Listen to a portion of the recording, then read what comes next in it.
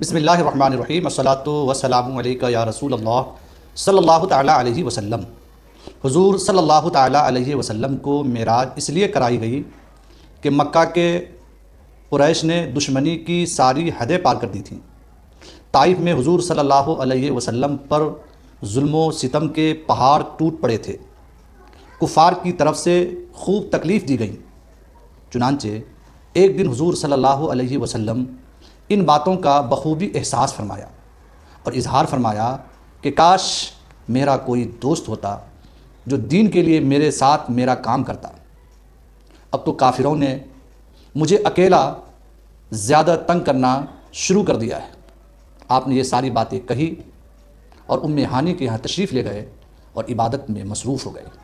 بس اسی رات کو حضرت جبرائیل امین نے حاضر ہو کر قدم چوم کر عرض کیا، ان اللہ قد اشتاق الی لقائک یا رسول اللہ۔ اے پیارے آقا صلی اللہ علیہ وسلم، آپ کو عرش پر بلا کر آپ سے ملنا چاہتا ہے تاکہ آپ کو بتائے اور دکھائے کہ اگر یہ لوگ آپ کی عزت اور تعظیم سے اندھے ہیں تو آ کر دیکھ لیں کہ آسمان کے فرشتے اور جنت کی حوریں کس طرح تیری تعظیم کرتی ہیں۔ اگر تو نے طائف کے سفر میں پتھر کھائے ہیں تو آسمان پر آ کر دیکھ لیجئے کہ فرشتے کس طرح استقبال کرتے ہیں۔ مسجد اقصی میں سارے نبی کس طرح آپ کے انتظار میں کھڑے ہیں اور آپ کی شان کے خطبے پڑھ رہے ہیں۔ نور کے فرشتے بھی آج حیران ہیں کہ ہماری نورانیت کیوں ماند پڑ گئی۔ ایسا لگتا ہے کہ اللہ تعالیٰ نے سفر معراج کے سارے راستوں پر نور کا آئینہ بچھا دیا ہے۔ ہر جگہ نور ہی نور نظر آ رہا ہے۔ نیا منظر دکھایا جا رہا ہے، جہاں مسرور پایا جا رہا ہے، عرش چھایا جا رہا ہے، دو عالم کو سجایا جا رہا ہے، کوئی دولہا بنایا جا رہا ہے۔ اور اعلیٰ حضرت فرماتے ہیں، وہ سرور کشور رسالت جو عرش پر جلوہ گر ہوئے تھے، نئے نرالے طرب کے حضور صلی اللہ علیہ وسلم کی شان اور ان کی عظمت، ان کی بڑائی کو بلند کرنے کے لیے اللہ رب العزت نے بلا کر کے معراج کرائی۔ حضور صلی اللہ علیہ وسلم کو معراج ہوئی تو اللہ تعالیٰ کی بارگاہ میں 3 تحفے پیش کیے گئے۔ عرض کیا، التحیات للہ والصلوات والطیبات، میری تمام قولی مالی عبادتیں اللہ کی بارگاہ میں حاضر ہیں، صرف اللہ کے لیے ہیں۔ اللہ تعالیٰ نے بھی 3 تحفے پیش کیے۔ فرمایا، السلام علیکہ ایہا النبی ورحمۃ اللہ وبرکاتہ۔ محبوب صلی اللہ علیہ وسلم، تیرے لیے سلامتی اور اللہ کی بطور تحفہ پیش ہیں۔ حضور صلی اللہ علیہ وسلم نے تحفے کو قبول فرمایا، مگر ساتھ ہی اپنی اس سلامتی میں اپنی امت کے گنہگار لوگوں کو اپنے ساتھ ملا کر نیک لوگوں کو بھی شامل کیا۔ عرض کیا، السلام علینا وعلی عباد اللہ الصالحین، سلامتی ہو ہم پر، یعنی میرے ساتھ میری امت کے گنہگاروں پر بھی اور اللہ کے نیک بندوں پر بھی۔ جب اتنی باتیں پوری ہو گئیں، فرشتے بھی پکار اٹھے، اشہد ان لا الہ الا اللہ واشہد ان محمدا عبدہ ورسولہ۔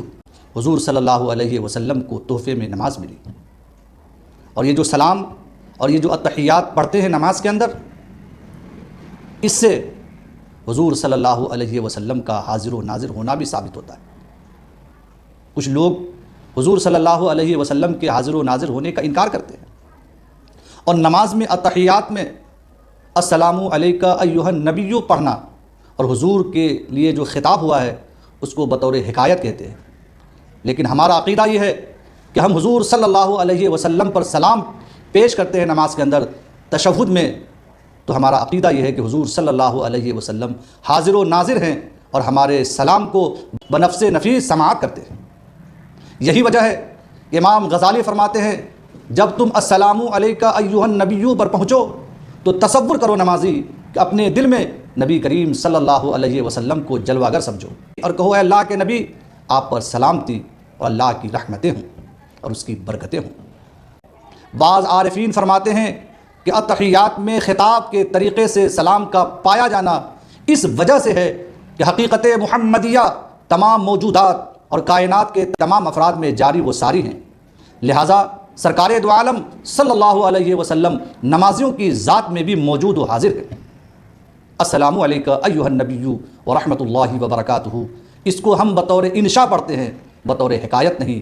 نماز کے درمیان अत्तहियात तशहुद पढ़ने के वक्त अस्सलामु अलैका अय्युहन नबियों को बतौर इंशा पढ़ने के ताल्लुक़ से बहुत ही प्यारी बातें अल्लामा इब्न हजर अस्क़लानी रहमतुल्लाह अलैह और मुल्ला अली क़ारी रहमतुल्लाह अलैह उम्दतुल क़ारी के अंदर, उम्दतुल क़ारी जिल्द नंबर 6 सफ़ा नंबर 111 और फ़तहुल बारी जिल्द नंबर 2 सफ़ा नंबर 250 पर इरशाद फरमाते हैं, नमाजियों ने जब अत्तहियात पर दरवाज़े मलकूत को खोला तो उन्हें अल्लाहु हय्युल क़य्यूम की बारगाह में आने की इजाज़त दी गई। मुनाजात करके उन्होंने अपनी आँखों को ठंडक मैसर की और ये सब उन्हें नबी रहमत के वास्ते और मुताबअत की बरकत से हासिल हुआ।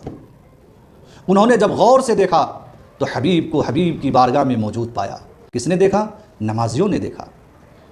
तो उनकी तरह ये कहते हुए हाजिर हुए, अस्सलामु अलैका अय्युहन नबिय्यु व रहमतुल्लाहि व बरकातुहु, सलामती हो ए अल्लाह के नबी, अल्लाह की रहमत हो और अल्लाह की बरकत हो। गोया कि नमाजियों की ज़ात में मुस्तफ़ा की ज़ात मौजूद है।